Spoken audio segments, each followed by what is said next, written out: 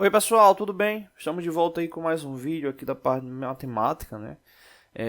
Nesse caso aqui uma análise proporcional, né, referente aí à porcentagem de uma pergunta que a gente postou. Então vamos lá, qual o peso final da peça após passar pelo processo de transformação? Ou seja, esse processo de transformação entenda-se aí um processo de fabricação, né, provavelmente usinagem, onde inicialmente ela pesa 4,250 kg e ela perde 15% do seu peso após o processo de transformação, né? Isso é muito comum nos ciclos de usinagem, né? Ou seja, você pega uma peça, nesse caso uma peça cilíndrica, né? Você vai ter uma peça com um esboço como esse, né? Um elemento cilíndrico, e ele vai passar por um processo de usinagem, né? E aí ele vai chegar a uma conformação final, ou seja, ele vai ter elementos, né, retirados ali do seu volume para poder chegar ali à conformação final, né? Então ela perde de fato ali peso ali durante essa transformação, né? Esse peso é retirado por meio do ciclo de usinagem, né, das ferramentas de corte e consequentemente ali a remoção do cavaco, né, que são essas lascas do material que vão saindo ali durante o processo de usinagem, né? E isso é interessante, muitas empresas fazem isso até para fazer essa análise prévia, até por causa da questão de reciclagem, né? Venda do material ali retirado, né? Então já se tem ali a noção ali de quanto é que tem ali, né, de massa, né, ali específica retirada aí do material, principalmente ciclos longos, né, de fabricação, né? Ciclos longos, entenda-se nesse caso aí várias peças a serem produzidas, né? Vamos lá aqui para a resposta, que é bem simples. No caso, ela tinha essa massa, né, de 4,250 kg, e ela perdeu 15%, né, ou seja, esse valor aqui equivale a 100%, né, então aqui utilizando a regra de 3, e ele vai ter uma nova massa, vamos colocar aqui como x, e nesse caso, já que era 100% e ele perdeu 15%, então agora ele está com 85%. Né? Então a gente vai ter 4,250 multiplicado por 85, né? E esse resultado dividido por 100 para a gente encontrar aí essa nova massa, né? Então a gente vai ter 4,250 multiplicado por 85, e esse resultado dividido por 100 vai dar igual, vou colocar aqui, vai dar igual a 3,612 aproximadamente quilogramas, né? Então aqui esse seria o resultado com base na perda de material durante o processo aí de fabricação da peça, né? Então a resposta correta é 3,612. Vamos verificar aqui nas alternativas. Está lá a alternativa C, né? 3,612 aproximadamente. Então a alternativa correta é a letra C. Vamos confirmar. Então é isso. Letra C é a alternativa correta, tá bom? Não deixe de se inscrever no canal, toda semana tem vídeos novos. Oi pessoal, tudo bem? Estamos de volta com nossos vídeos aqui da parte de fabricação, né? No caso, esse vídeo é uma resposta, né, referente ao quiz que a gente fez, né? E vamos aí entender a pergunta e verificar a resposta da mesma, né? Qual a velocidade de corte durante o torneamento, onde o diâmetro torneado é de 22 milímetros e a rotação usada é de 1400 RPM? Essa questão, né, referente à velocidade de corte, a gente já comentou várias vezes aqui no canal, mas ela gera muita dúvida, né?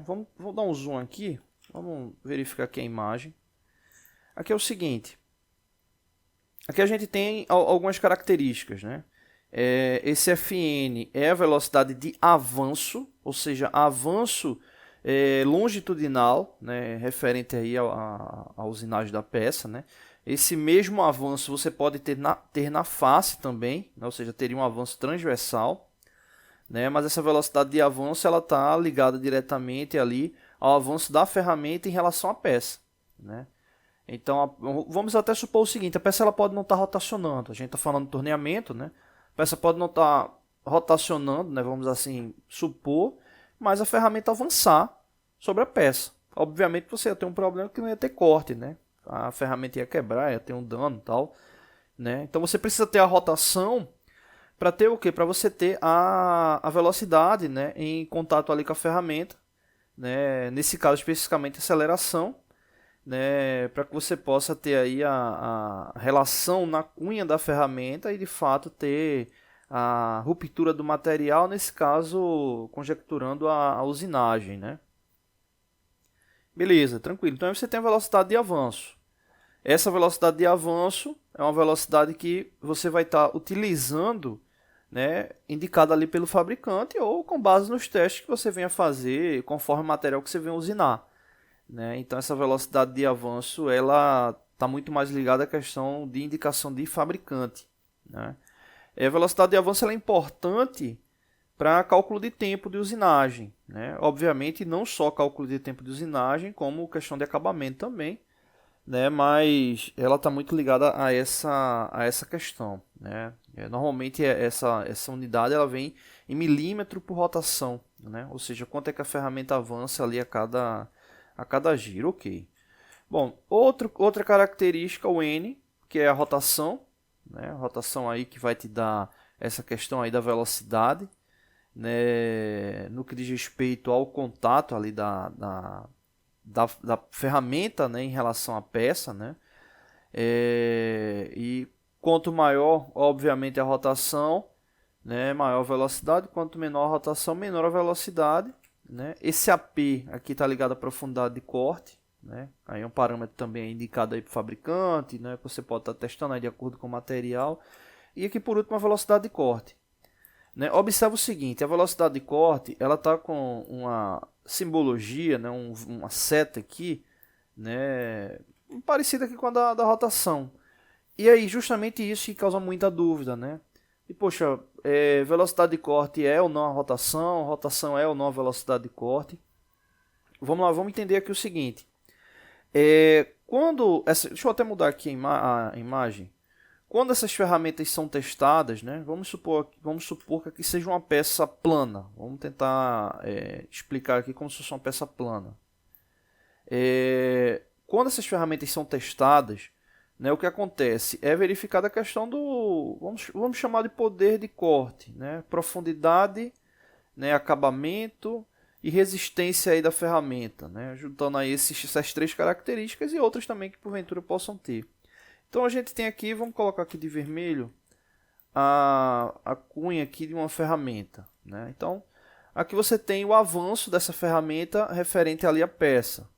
Beleza, quando você tem esse avanço, você tem uma velocidade ali específica, né? Você tem uma velocidade ali específica, né? Então vamos supor que esse deslocamento aqui, ele é de 1 metro, né? Vamos supor que seja de 1 metro.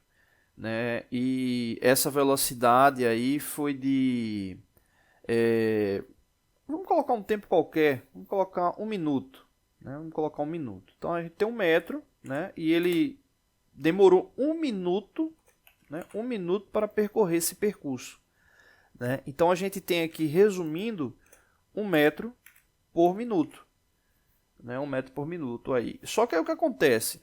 Para que isso aqui seja válido, né, eu posso fazer esse teste, ok, mas pode ser que os parâmetros não sejam adequados, né, ou seja, a estrutura final do corte ela não seja adequada. Né? Então, esse parâmetro aqui para mim não ia ser útil, mas vamos supor que esse aqui seja o parâmetro ideal com base em testes e ensaios. Né? Ou seja, essa ferramenta ela consegue ter um bom processo de ruptura com uma velocidade de corte aí de 1 metro por minuto. Né? Ou seja, ela percorrendo esse comprimento da peça, né, de 1 metro em 1 minuto, né, ela vai te dar aí um bom processo aí de ruptura. Né? Isso leva em consideração vibração, aquecimento, né, características que vão te dar ali esse poder de corte que eu comentei inicialmente, né, levando em consideração a resistência da ferramenta, né, a capacidade de ruptura, enfim. Então, beleza, cheguei aí nessa condição. Só que o que acontece? Quando a gente vai para a peça cilíndrica, né, acaba gerando um pouco de dúvida em relação a isso. Né? Imagina que essa mesma ferramenta aqui, ela vai ser utilizada em uma peça cilíndrica e não plana, né? Não plana como essa daqui. Né? Eu vou apagar aqui. Deixa eu dar o zoom aqui de novo, voltar lá para aquela tela. Então, supondo que seja uma peça cilíndrica, o que é que vai acontecer? Vamos supor que essa aqui azul seja a cunha da ferramenta. que é que vai acontecer? A peça ela vai estar girando ali em contato com a ferramenta. Então o que acontece? Você pode imaginar o seguinte, essa peça cilíndrica, se você quiser, você pode imaginar ela plana, planificada, né? Ou seja, você tem como calcular esse perímetro, né? É só multiplicar o diâmetro por π, que você vai ter esse comprimento aqui da peça.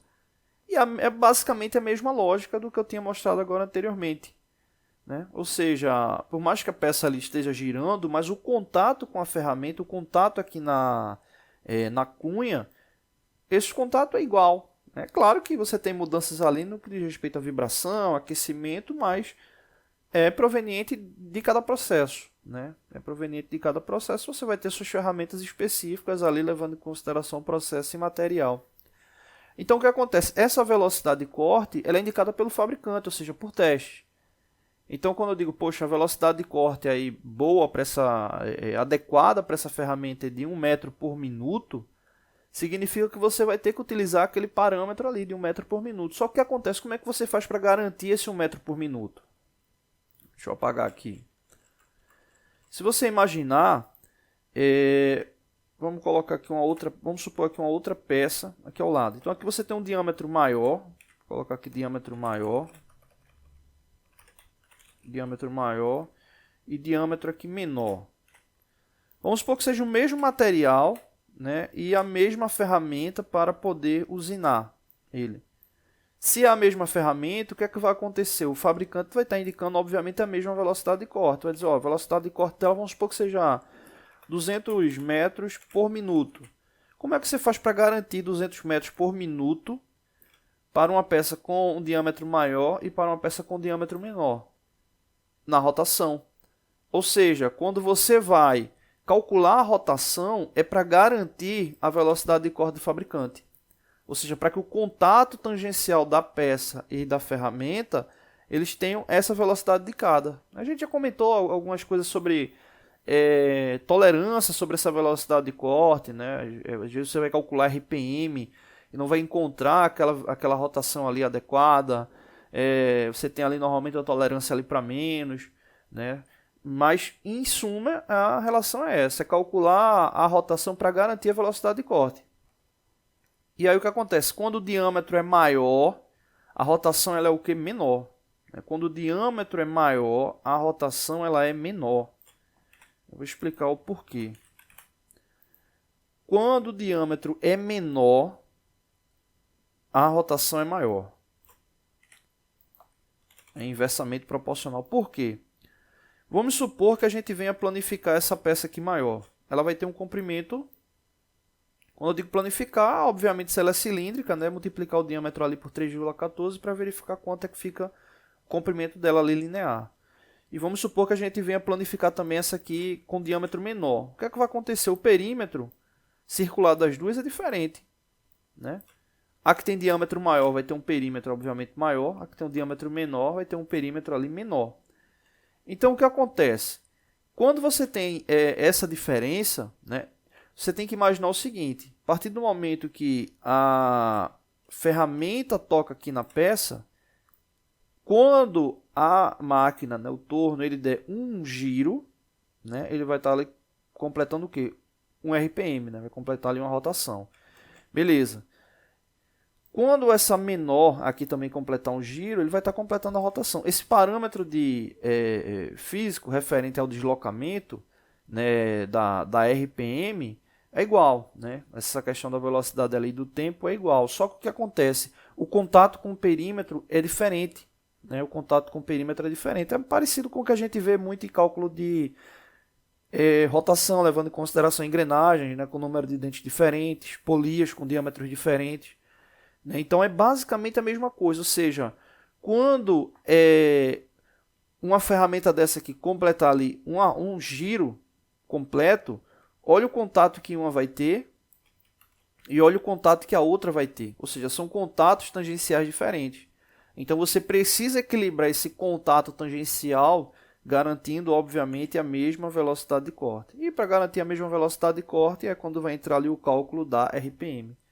Então, para resumir esse contexto, né, você calcula a RPM para garantir a velocidade de corte ali indicada pelo fabricante, ou porventura uma ferramenta que você fabricou e está testando ali, né, rotações diferentes. Então, quando você chegar numa rotação adequada, você pode fazer o cálculo reverso, a gente já mostrou isso aqui algumas vezes, e encontrar a velocidade de corte, e aí você não vai precisar estar testando todas as vezes. Já que aquele parâmetro ficou legal, você calcula a velocidade de corte e ali já deixa anotado ali para aquela ferramenta. Mas vamos voltar aqui para a pergunta, tá bom? Bom, qual a velocidade de corte durante o torneamento, onde o diâmetro torneado é de 22 mm e a rotação usada é de 1400 RPM? Beleza, aqui a rotação já está indicada, né? A rotação já está indicada aqui, 1400 RPM. O diâmetro, como eu falei, é importante por causa desse contato tangencial. E o que está faltando aí é a velocidade de corte. O cálculo para a velocidade de corte é esse aqui, ó. A velocidade de corte é igual π, vou colocar aqui 3,14, multiplicado pelo diâmetro, vou colocar aqui o D maiúsculo, multiplicado pela RPM. O que muda aqui, né, no caso aqui a RPM já coloquei 1400, o que muda é que você não pode colocar o diâmetro direto. Por quê? A velocidade de corte, a unidade usual é metros por minuto. Então, no caso, o diâmetro está em milímetros, né? Então, nesse caso, você precisa converter 22 milímetros para metros. 22 milímetros vai dar igual a 0,022 metros, né? Nesse caso aí, só é pegar o 22 e dividir por 1000. Né? Então, vai dar 0,022 metros. Aí, é esse valor aqui que eu substituo no D. Né? Então, a gente vai ter aqui a velocidade de corte, vai ser igual a 3,14 multiplicado por 0,022 multiplicado por 1400. Inclusive, só a título de curiosidade, essa conversão que a gente fez aqui com 1000 de milímetros para metros é a relação inversa que a gente tem na fórmula da RPM. Né? Vamos colocar aqui a fórmula da RPM. A fórmula da RPM é igual VC, a velocidade de corte, multiplicado por 1000 dividido por π vezes D, né? Dividido por 3,14 multiplicado pelo diâmetro. Então, esse 1000 aqui da fórmula é por causa da questão de conversão. Ou seja, você já faz uma conversão ali direto, né? Convertendo milímetro, né? Ou no caso, metro para milímetro. Né? Então, você já faz uma conversão ali direto na fórmula. Beleza, vamos aqui para a resposta. Né? Deixa eu multiplicar aqui para ver quanto é que vai dar essa velocidade de corte. 3,14 multiplicado por 0,022 multiplicado por 1400 vai dar 96,7 aproximadamente metros por minuto. Então essa é a resposta aí da pergunta. Vamos ver as alternativas e ver se tem alguma próxima aí ou igual a 96,7. Tá lá a primeira, a letra A, 96,76. Então a letra A é a resposta correta aí dessa pergunta, tá bom? Não deixe de se inscrever no canal, toda semana tem vídeos novos. Valeu! Oi pessoal, tudo bem? Hoje a gente vai estar dando continuidade aos nossos vídeos, né, ligados à metrologia, e nesse caso especificamente vamos estar verificando os tipos de medição. Né? Muita gente se pergunta, né, sobre quais são os tipos de medição, quais são suas propriedades, como é que funciona. E é bem interessante a gente ter uma definição bem clara quanto a isso. Né? O primeiro ponto é que a medição mais comum, né, você ter um objeto, né, e realizar a medição do mesmo por meio de um instrumento. Né? Supondo aqui uma régua, né? Pegou essa régua para fazer a medição e você pergunta, que tipo de medição é essa aqui que está sendo realizada? Essa de fato é a medição mais comum. Essa medição é chamada medição direta. Ou seja, toda vez que você tiver um objeto e for utilizar um instrumento, o qual esse instrumento ele venha te dar um valor, né, quando você venha a realizar a medição, né, ou seja, no caso um número, né, vamos supor que você foi medir com a régua e encontrou aí 80 milímetros. Bom, você fez a medição e encontrou esse valor na régua, né, no caso dos 80 milímetros. Então esse é um tipo de medição direta. Ou seja, é um tipo de medição que você vai ter sempre um número ligado a um instrumento de medição. É uma medição, é o tipo de medição mais comum que se tem, né? Só que qual é o problema que você tem com esse tipo de medição? É justamente a confiabilidade metrológica. Por que esse termo de confiabilidade? Quando você faz esse tipo de medição, né, chegou esse resultado, nada impede de uma segunda pessoa realizar essa medição e encontrar um valor diferente, por exemplo, 80,01.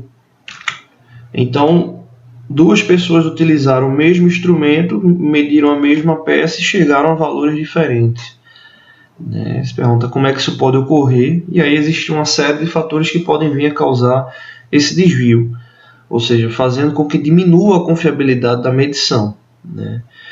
Então, a medição direta ela está sujeita a essa questão que é a interpretação da medição e as variações que podem ocorrer por meio do instrumento, utilização do instrumento, tipo de leitura, temperatura, enfim, ambiente como um todo, né, fazendo com que venha diminuir a confiabilidade metrológica, né.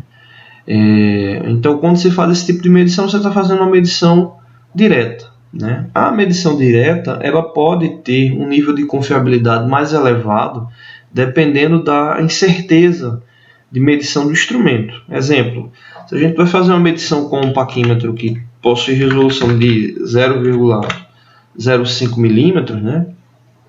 Ou no caso 5 centésimos de milímetro, você tem uma incerteza X, né?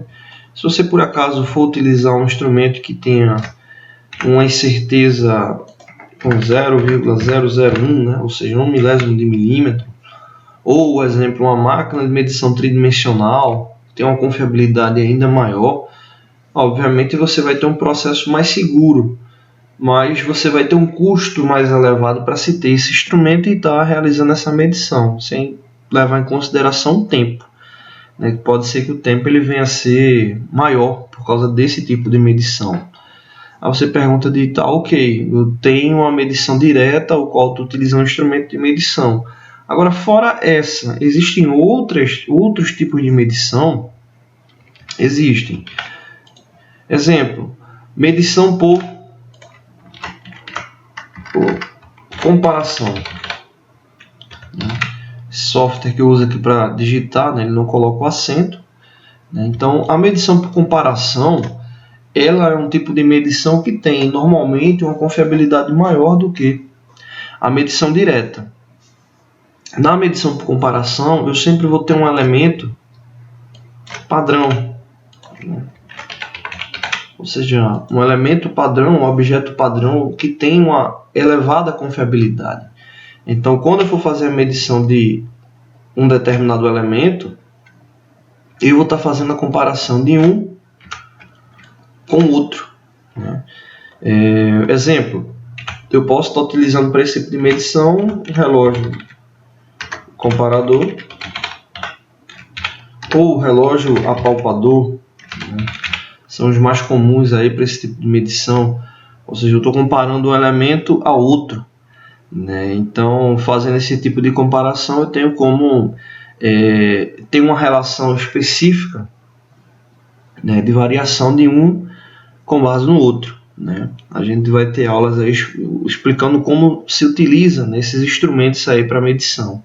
Quando você utiliza tanto o relógio comparador como o relógio apalpador, você vai ter em seu mostrador, né, algum valor específico, né? Você diz, poxa, mas esse valor específico ele não é uma medição direta?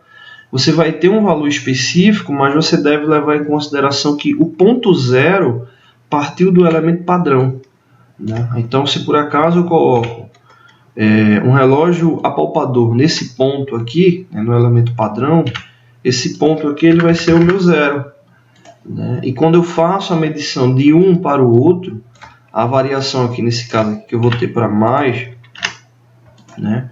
Vamos supor aí que chegou a mais 0,04, esse 0,04 ele tomou como base o elemento padrão. Então, se o elemento padrão ele tem lá 30 milímetros e você fez a relação de um com o outro e apareceu mais 0,04, significa que o valor dele é esse aí, né? Ou seja, 30 milímetros e 4 centésimos de milímetro, né? Então, é uma relação de comparação de um com o outro, né? Então, um tipo de medição que você normalmente tem um pouco mais de dificuldade para fazer no que diz respeito a montar gabaritos de medição, instrumentos que venham, ou instrumentos não, dispositivos que venham te dar suporte para fazer esse tipo de medição. Mas ela é uma medição que tem uma confiabilidade relativamente mais elevada do que a medição direta, porque você vai estar trabalhando com um elemento padrão, né? E no caso da medição direta, você pode até utilizar um elemento padrão para fazer a análise do instrumento, né, no que diz respeito à sua medição inicial, né? Ou seja, se você for fazer um referenciamento do instrumento, você pode utilizar um elemento padrão, para verificar a variação que ele vai ter, né, quando seu mostrador, né, fazer cálculo de incerteza de medição. Mas quando você vai para o elemento a ser medido, né, sempre você vai ter lá aquela medição direta, né? Então não dá para mudar muito disso, tá bom? Além da medição por comparação, você tem uma outra medição, né, que é a medição por substituição. Medição por substituição. Essa aqui ela tem um elevado grau de confiabilidade, né?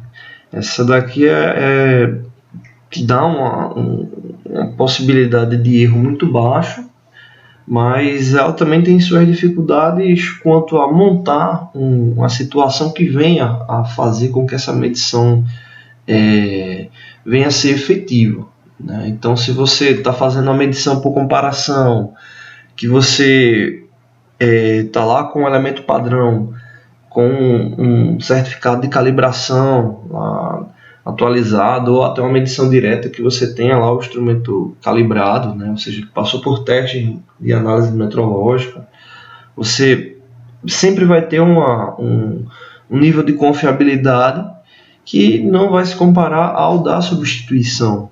Por quê? A substituição, a medição por substituição, ela visa fazer uma medição no elemento final que venha a garantir praticamente já o seu funcionamento, né? Então, quando você mede por substituição, o elemento ele já vai estar ou aprovado ou não aprovado.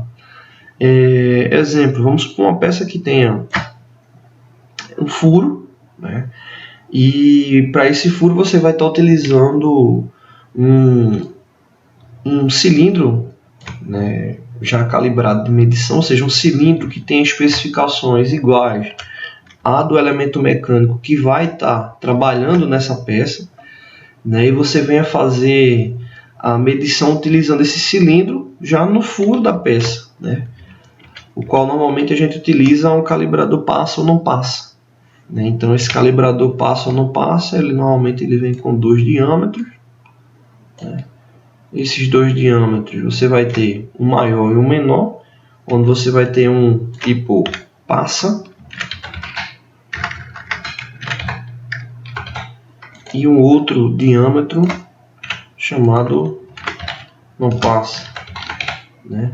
Então, o que acontece? Vamos supor aqui que esse diâmetro aqui ele seja de 20,002. Vamos supor que seja 20,002.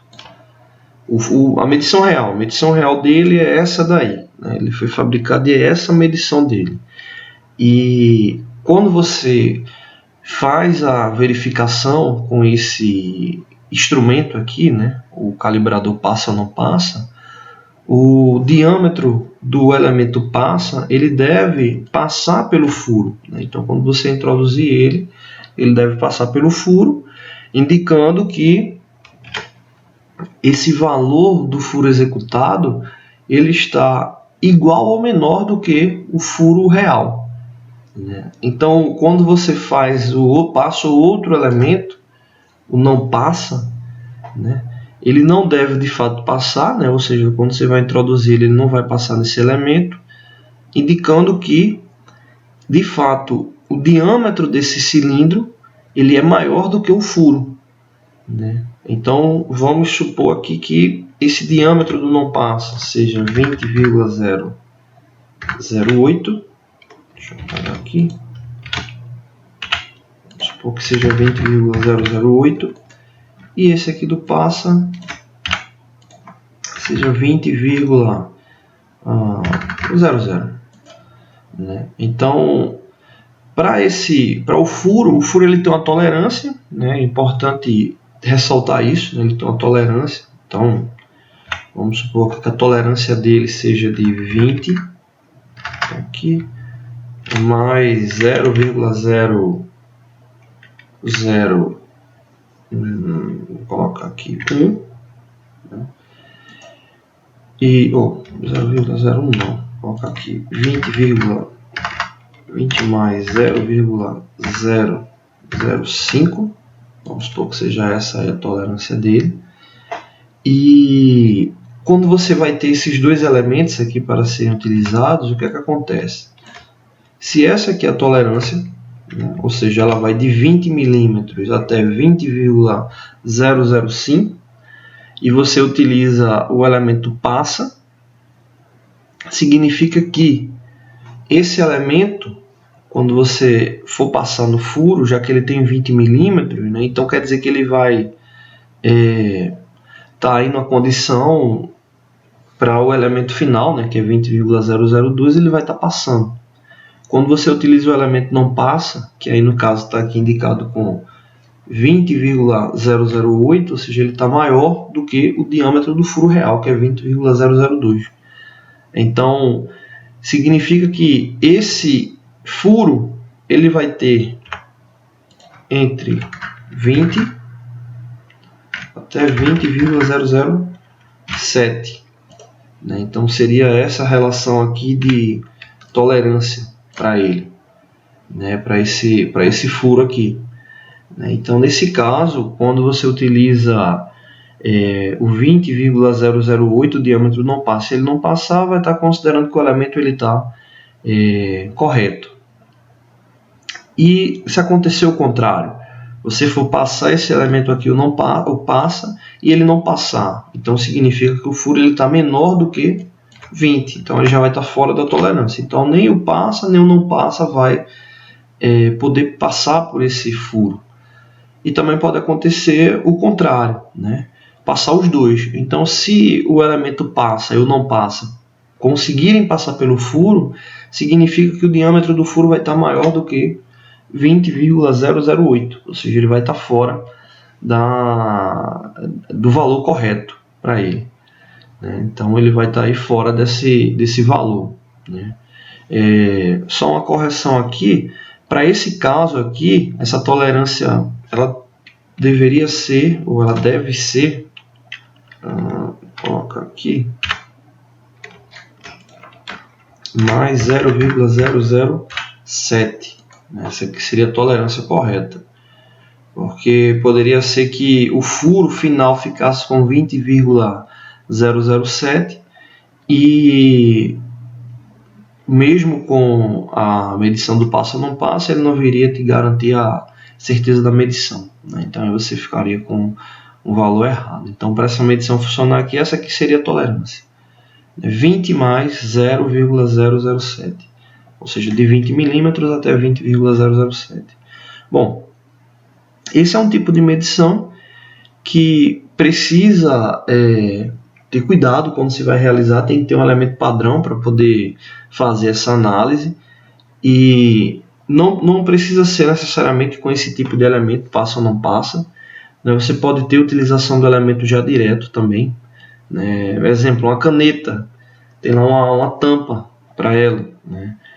Você pode fazer a medição que for, mas se no final a tampa ela não encaixar, né, não ficar preso ali sob pressão, significa que o elemento está fora do padrão, né? Então isso é um tipo de medição direta também, onde você vai ter o ajuste da pressão ali do elemento, né, no caso da tampa em relação à caneta, né? Um elemento que vai ser rosqueado também, né, dependendo da pressão que vai ser utilizado. Então, de fato, a gente tem esses três tipos de medição: medição direta, por comparação e por substituição. A medição por substituição ela tem uma vantagem porque ela já utiliza o elemento final, tá bom? A gente vai fazer outros vídeos, né, falando sobre essas medições, né, especificamente sobre calibrador, passa ou não passa. E não deixe de se inscrever no canal, toda semana tem vídeos novos. Valeu!